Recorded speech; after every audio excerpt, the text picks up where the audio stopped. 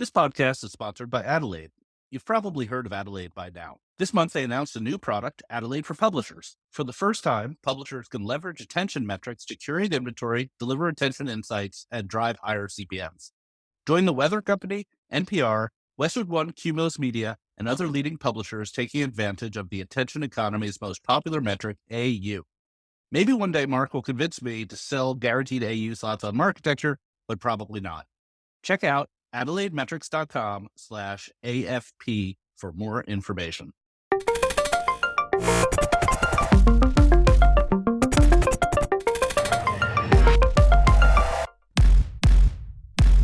Welcome to the Marketecture Podcast. I'm Ari Paparo. I am joined today by a great guest, Alan Chappel from the Chappel Report newsletter.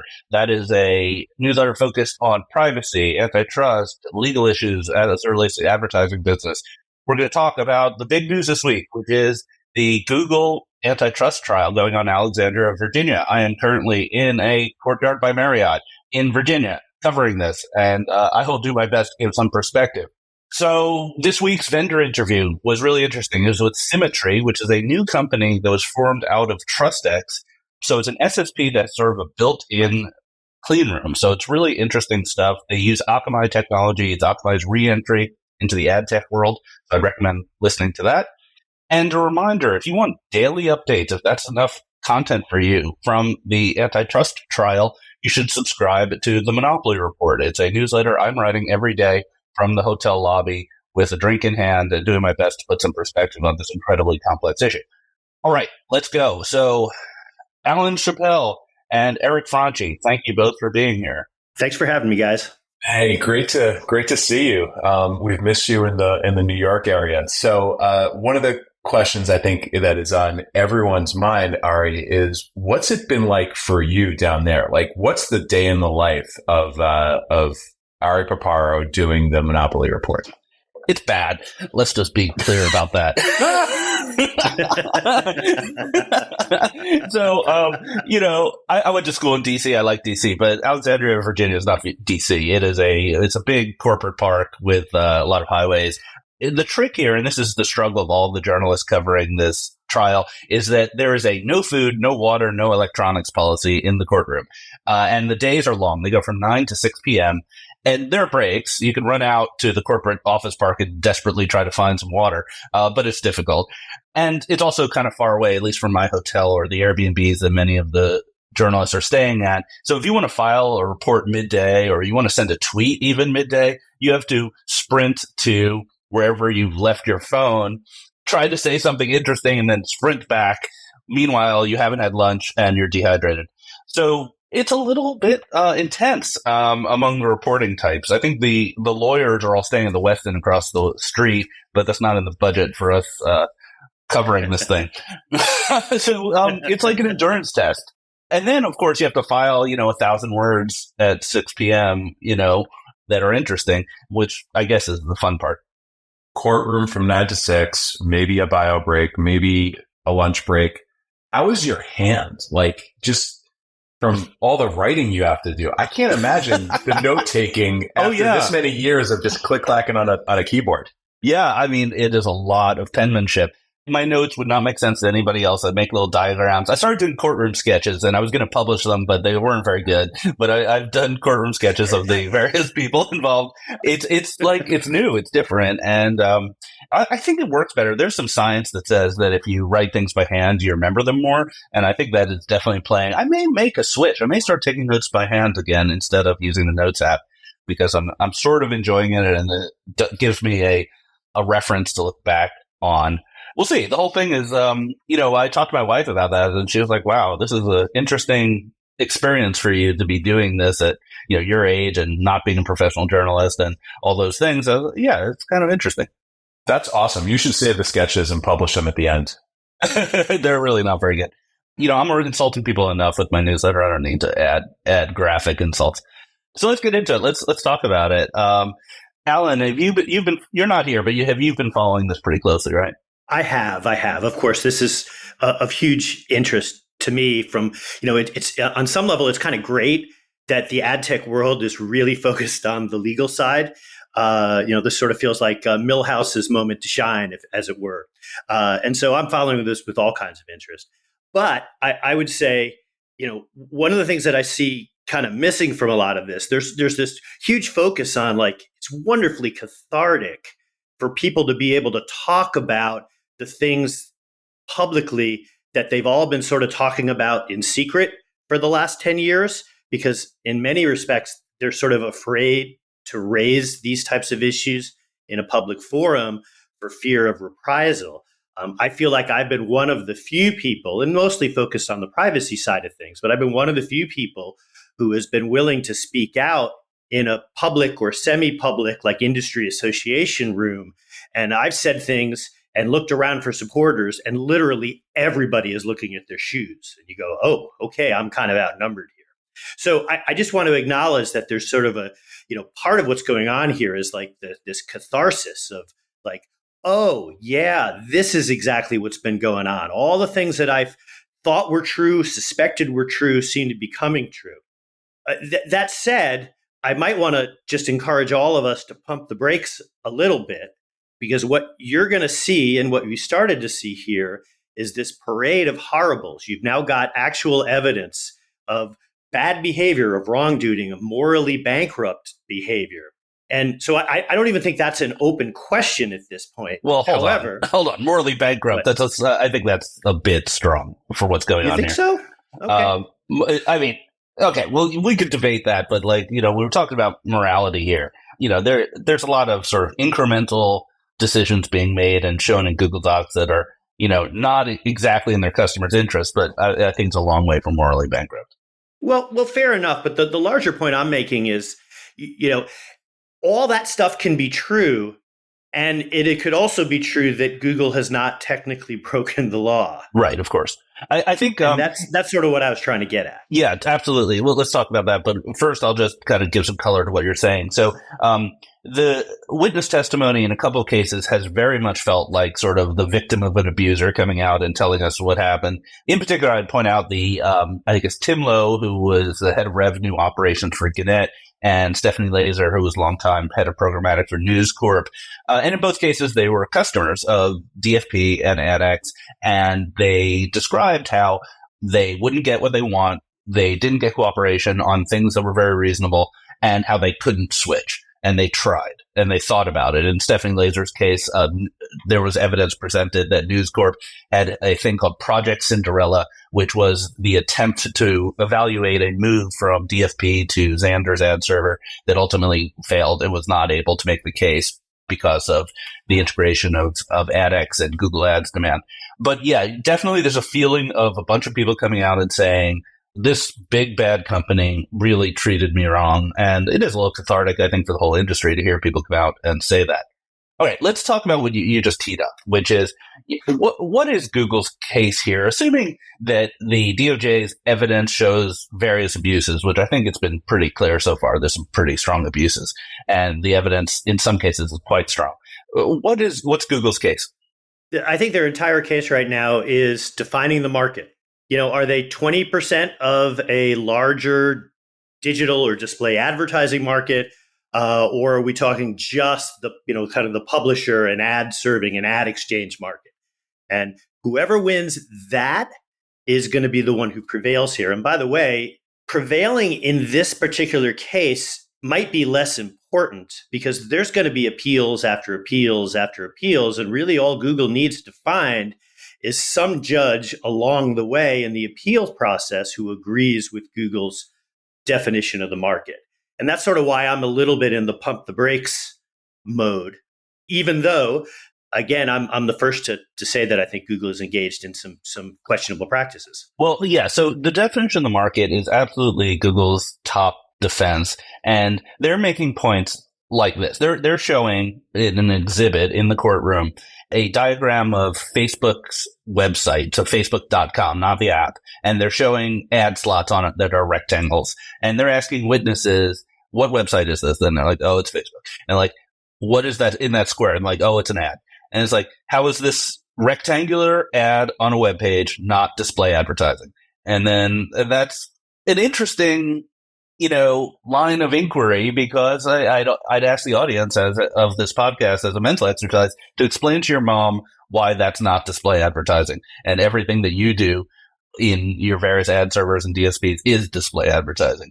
And so you have a market definition that is based on sort of, behavior and economic parties that are transacting. I think, Alan, I want you to jump in here about the definition of the market rather than, what looks like a rectangular ad on a website. Alan, any thoughts on how that relates to, market definition as an antitrust concept? Again, this entire game is going to be on the market definition, and they don't have to convince just this judge, but there's going to be appeal after appeal. And I just want to, there's been a lot of talk in ad tech circles about, the history of antitrust and going back to Standard Oil, and that's like 100 years ago. And that's a great place to start. But I also think you need to talk about the history of antitrust over the last 50 years. There was a huge focus coming out of World War II on antitrust enforcement, partly as a way to preserve democracy in relation to what happened in Germany and Italy and Japan, where there was a focus on any type of market concentration was seen as anti-democratic. And so if you look at the 50s and 60s, there was really, really robust antitrust enforcement, perhaps too much. And so there was a little bit of a backlash out of that came out of the 1980s, where they completely revamped how antitrust is evaluated.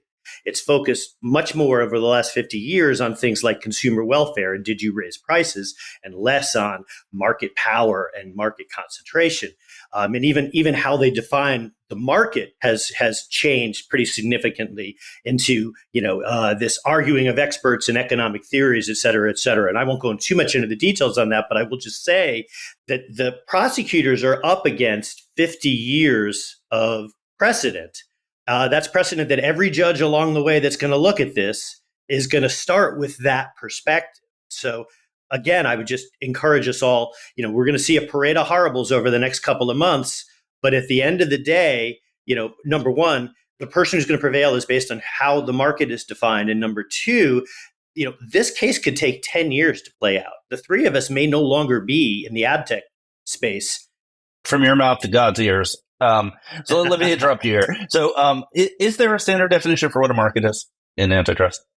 There really isn't. I think there's, it really, what can one convince a judge? I think what happened in the 80s is that they went from a pretty simple definition that we call brown shoe into this Chicago school arguing of the experts, much more convoluted. So it's a lot more complicated over the last 50 years than it had been previously. So Google has two other defenses besides market definition. They're really hitting market definition pretty hard in the cross exams because I think it's interesting, and the judge, I don't think the judge is great, but she doesn't really have any background, obviously, in advertising. So everyone's trying to explain the market to her in different ways.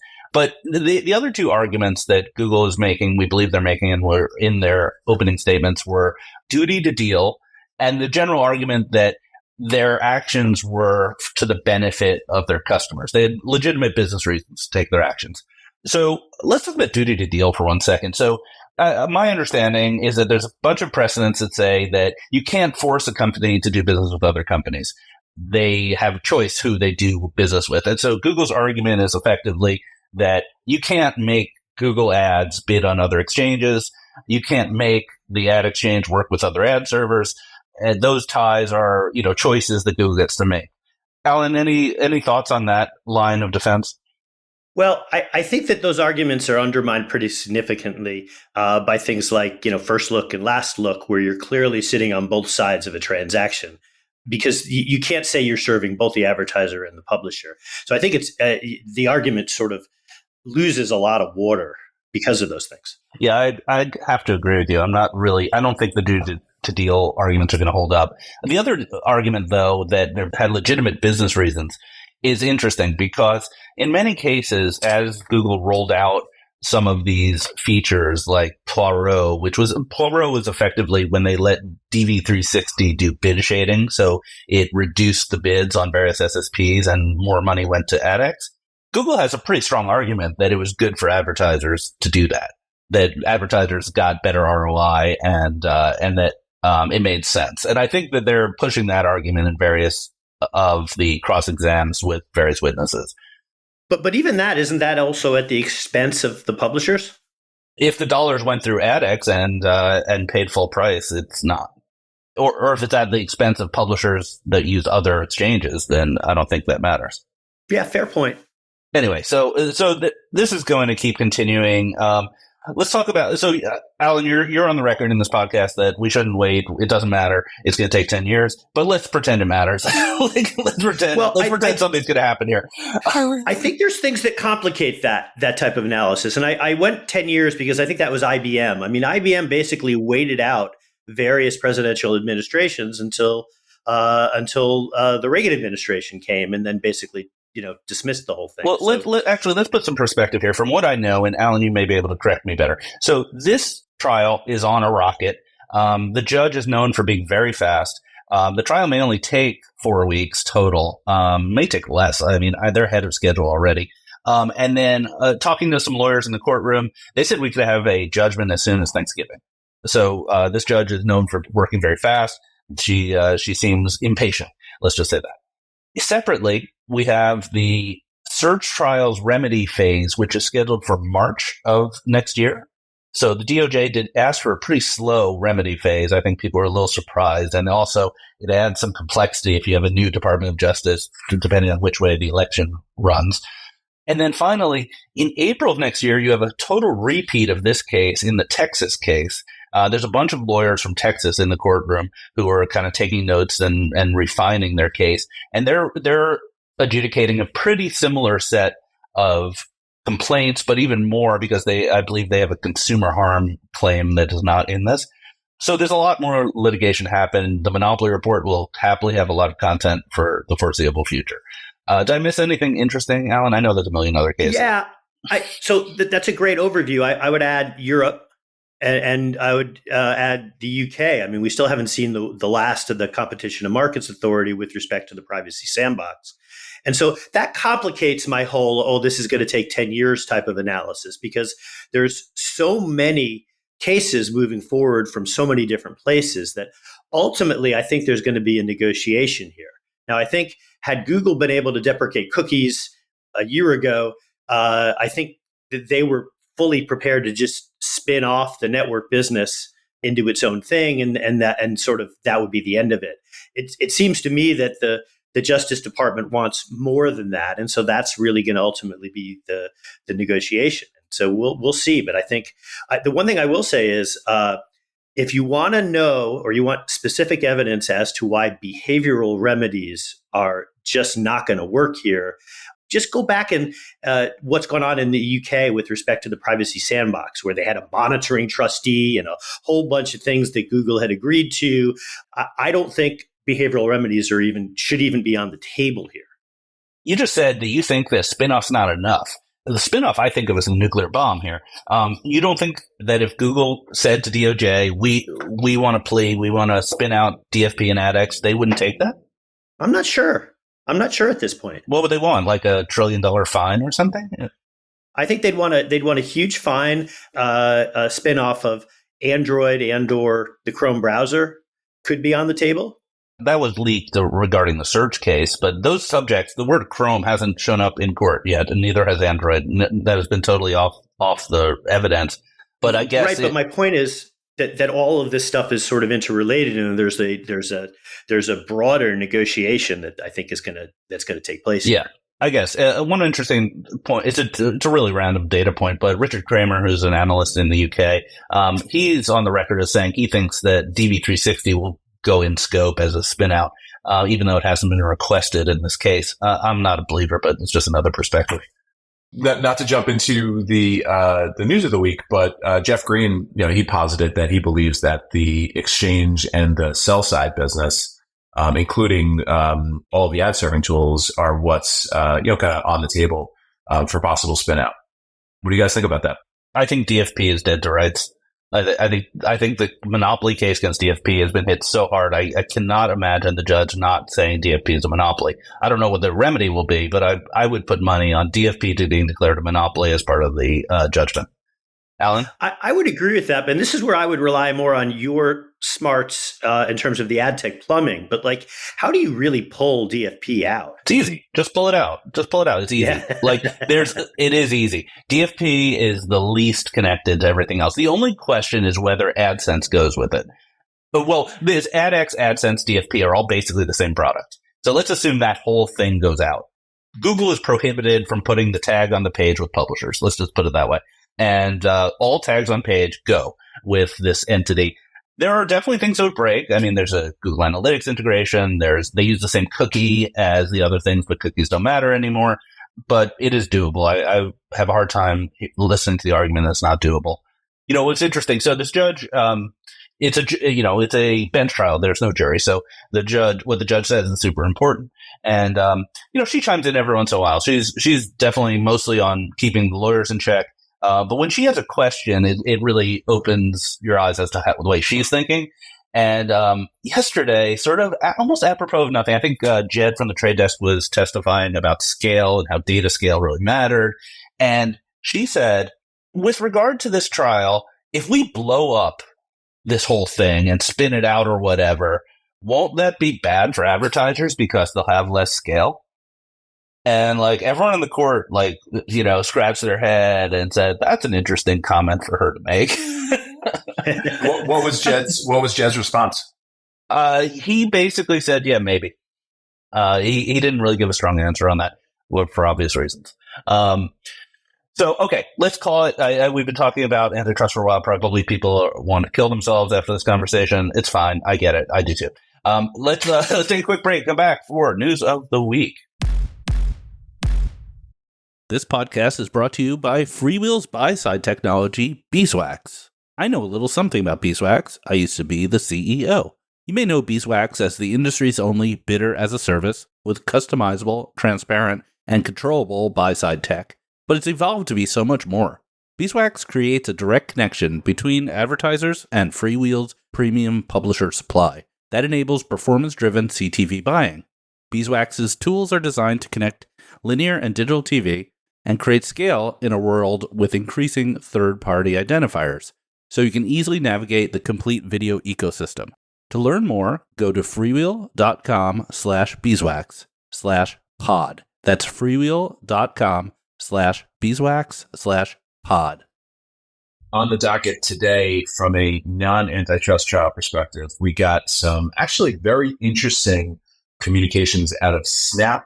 Ads coming to Rufus. If you don't know what Rufus is, I will explain it to you in a couple minutes. Some interesting insights from Jeff Green, public speaking that he did in London, and a couple things more if we have time.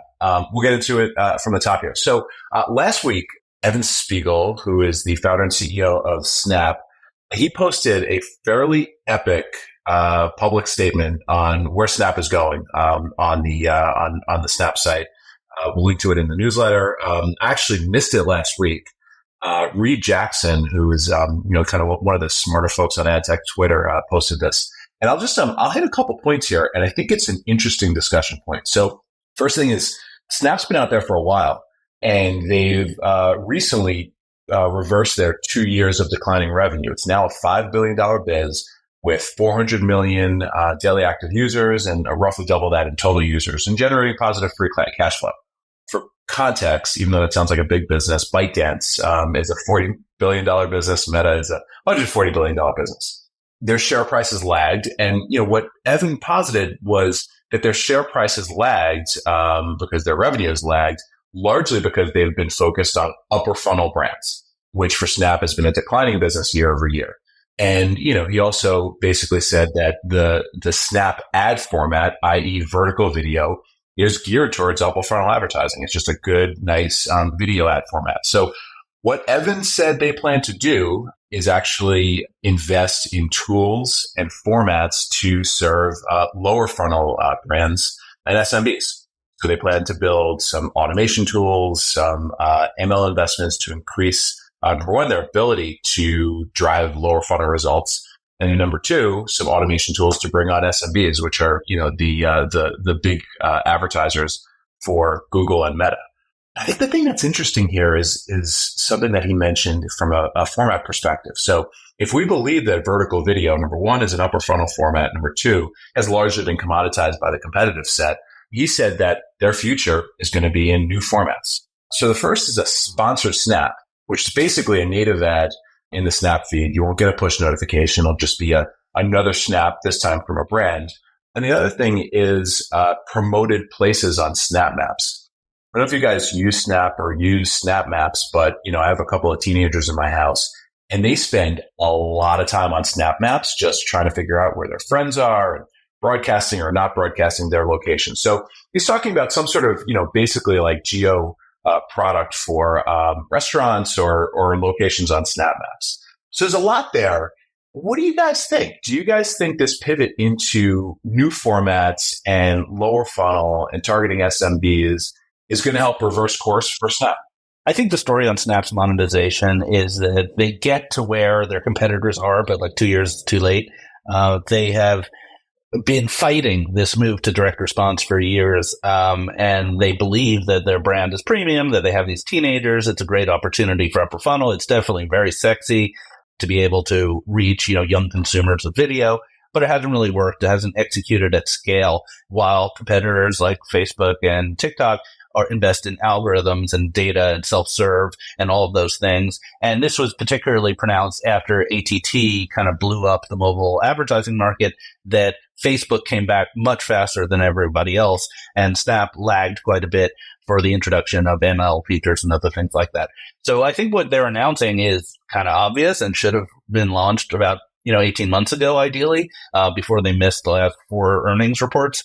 And if they execute, they should see a return to revenue growth. And I'm a shareholder, so I'm excited about that. Regarding places, I think if people don't have teenagers or don't use Snap, they don't know how cool this feature is. A lot of people use it. It's really, really great graphically. It's almost like a game to find your friends. And so that sounds great if they get scale of advertisers. Obviously, with location, there's sort of an infinite number of potential places you can advertise. And so you need a lot of advertisers to make that a good experience. From my perspective, and you guys are a little closer to this than me, but this read as the type of thing somebody sends out a quarter or two before there is a huge sweeping senior management change. And it seems to me that their play in many respects is contingent upon if TikTok gets, is no longer available in the US because of what's going on there. And there's a huge blow up, either in terms of privacy or platform, protecting your users on the platform. In that scenario, boy, it seems like Snap is a much, much better alternative. But boy, that's a lot of bad things that need to happen to other people in order for us to benefit type of thinking.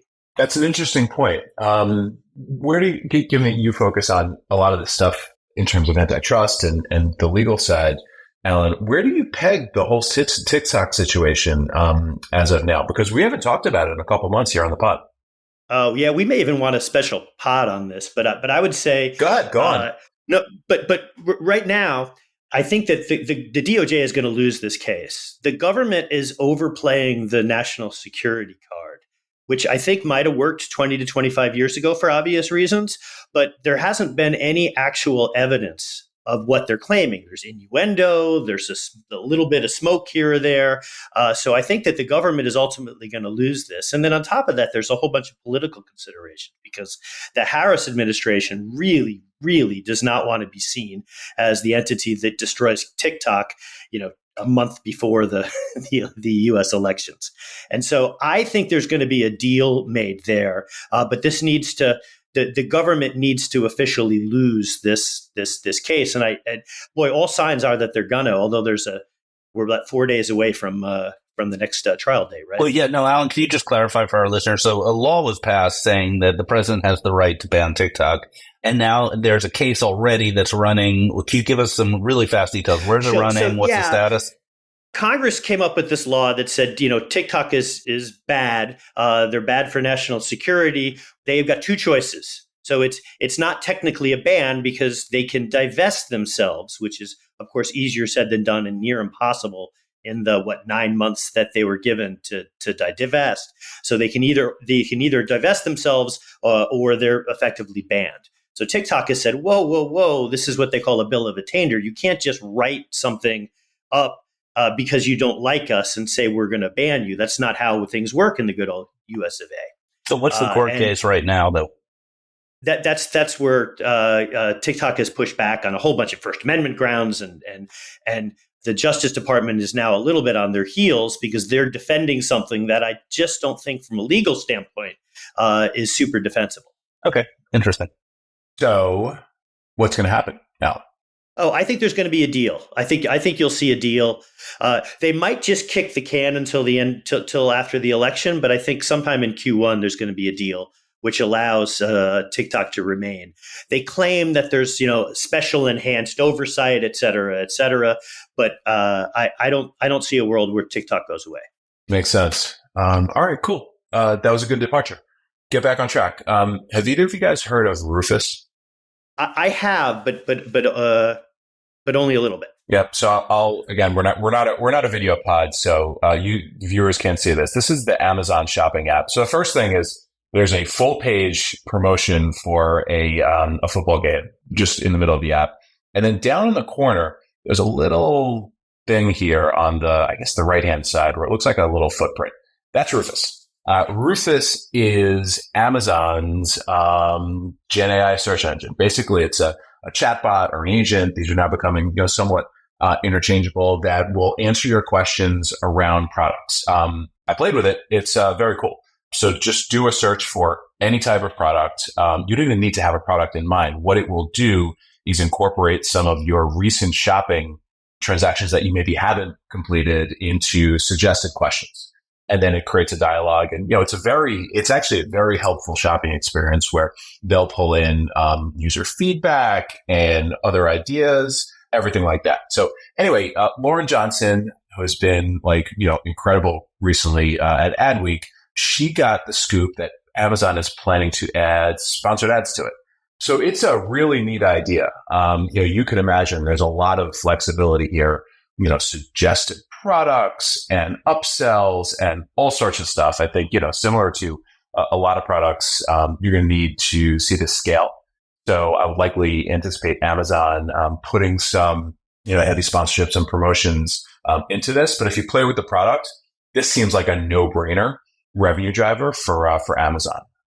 I would encourage you guys to look at it because this feels like, again, we talk about Perplexity and Gemini and all the ways that the ad model might evolve with search. This might be maybe one of the first absolute killer apps for it, but it's only in the app. I will check this out. I'm a big believer in AI for shopping. I think it makes a ton of sense. The shop, especially for high involvement products where you need a lot of information. Shopping is an area where the products themselves have a lot of dense content that can be understood by an AI, and the comparison shopping element is great for an AI. I think there's a lot of questions consumers will have about bias and accuracy and things like that.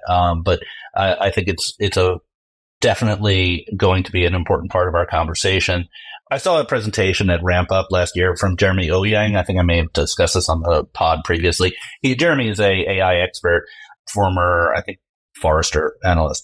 And his point of view is that websites won't exist in 10 years for products, that the consumers will use agents to purchase things, and the agents will be fed information by brands. And the idea of going to a web page and doing comparisons yourself is totally antiquated.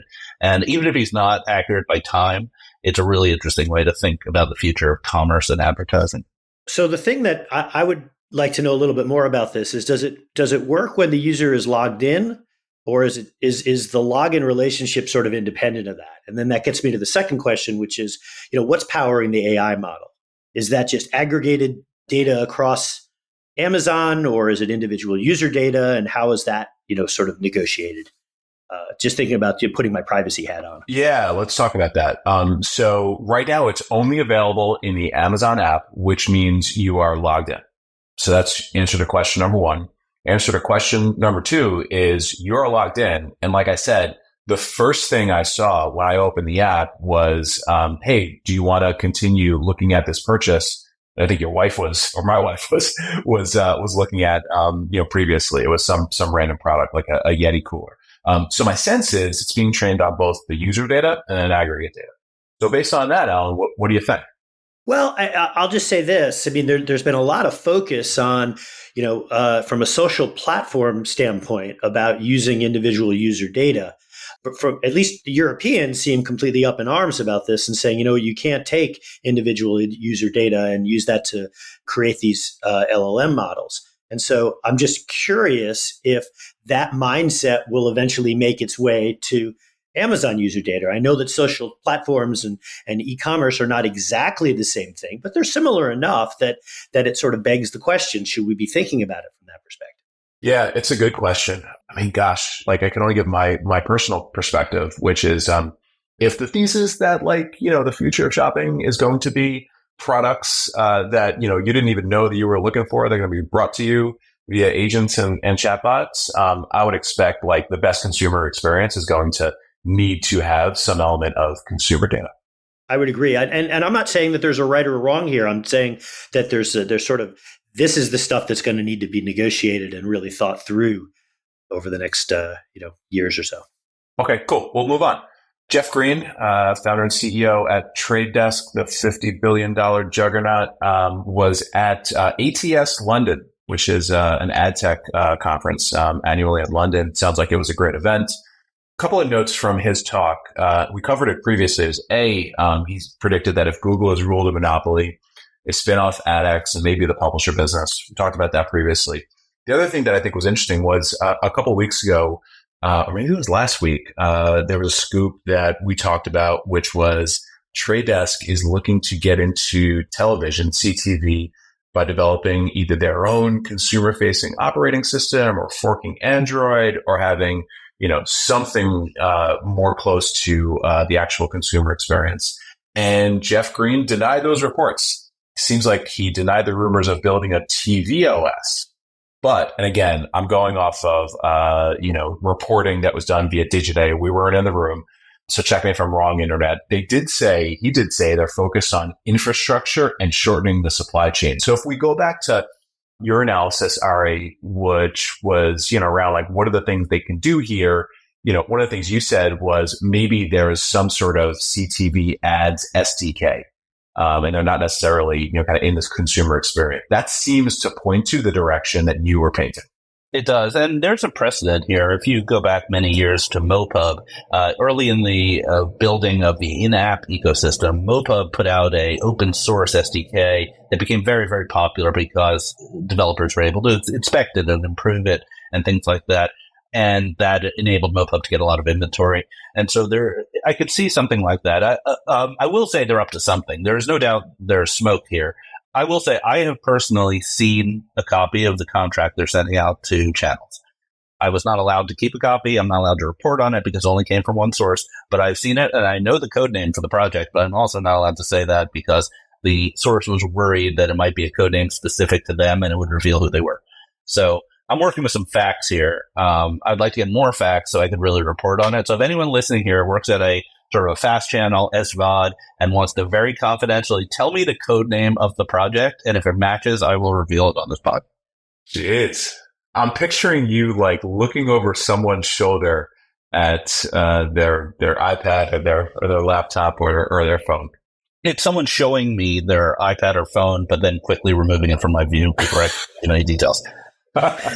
Little do they know you're wearing your Snap spectacles, huh? And anyone wants to, sext me some screenshots, I will appreciate that. I will not respond in kind. I can guarantee you that too. All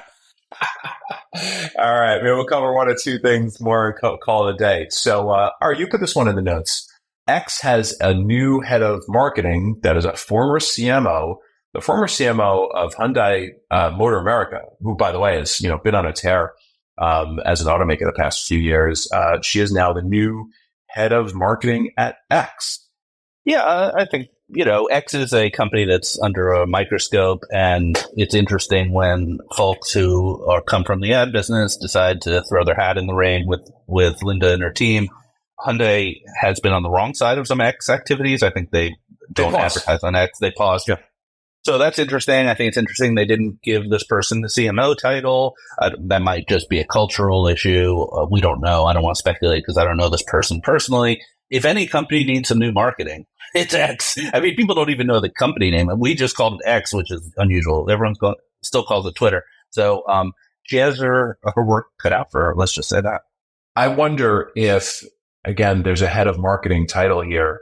And I didn't see what the responsibilities were, but there's a lot to do in marketing at X, right? There's the consumer side, there's product marketing, there's a whole bunch of stuff here. So I'd be super curious to know exactly what her early remit is. Alan, what's your general thoughts on X?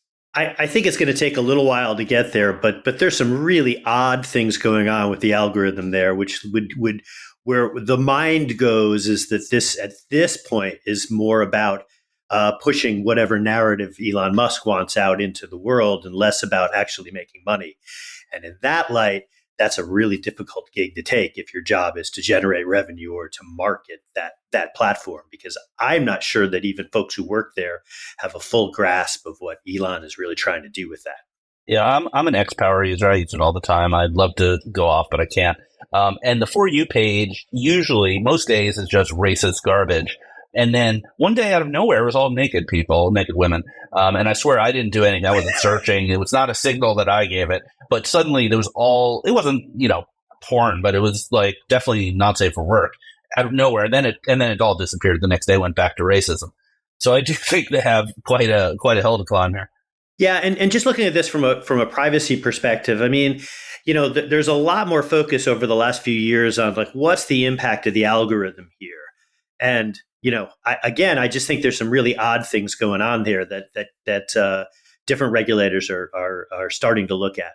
Where will they land? I don't know, but there's going to be some really interesting legal battles over the upcoming years involving X. Go on with respect to your thoughts on what's happening with the algorithm, Alan. That's interesting. Well, I'm just going to go by my own experience, and what I hear from others is just that it seems more tailored towards a certain type of misinformation, and then occasionally it goes completely off the rails into things like Ari was saying in terms of nudity. There's an increased focus in privacy circles on what is your algorithm really doing? What type of bias is that? Is that generating? How is that now? Twitter is a little different than some other places, or X, because it seems a little bit more geared towards pushing people's thoughts in a particular direction and not necessarily excluding people from, in an advertising standpoint or whatever. But I'm just saying that there's a tremendous focus on algorithm integrity and bias that I think that X is certainly going to come under increased focus. We also didn't talk on this pod about the fact that X is banned in Brazil entirely, totally banned in Brazil by court order. I think the Hard Fork podcast did an amazing job. They have their New York Times correspondent from Brazil on talking about the issues. I won't talk about the issues, but I think it is a pretty big setback given that's the fourth or fifth largest market by number of users. So there's a lot going on there. And certainly I think advertisers are continuing to be quite wary of putting their stuff up there. What's the TLDR on that podcast? That basically there is a judge who's been asking X to remove certain users who are against the new government or pro Bolsonaro, and X stopped responding to the judge entirely, and then the judge escalated and said, "We're going to arrest your people," and effectively has now banned X from the country. It doesn't work. The app doesn't work inside Brazil. And if he has also said that if you use a VPN, you're breaking the law and subject to very large fines.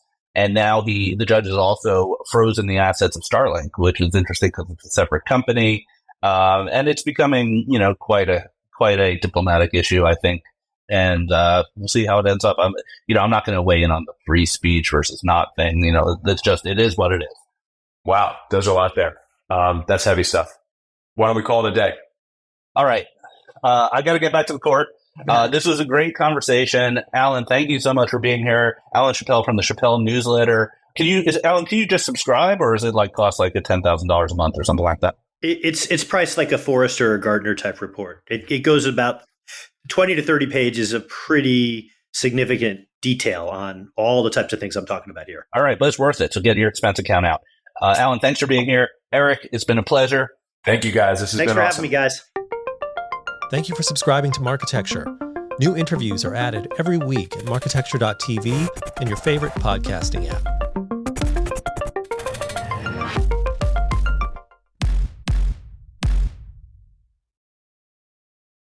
Thank you for listening to the Marketecture Podcast. New episodes come out every Friday, and an insightful vendor interview is published each Monday. You can subscribe to our library of hundreds of executive interviews at marketecture.tv. You can also sign up for free for our weekly newsletter with my original strategic insights on the week's news at news.marketecture.tv. And if you're feeling social, we operate a vibrant Slack community that you can apply to join at adtechgod.com.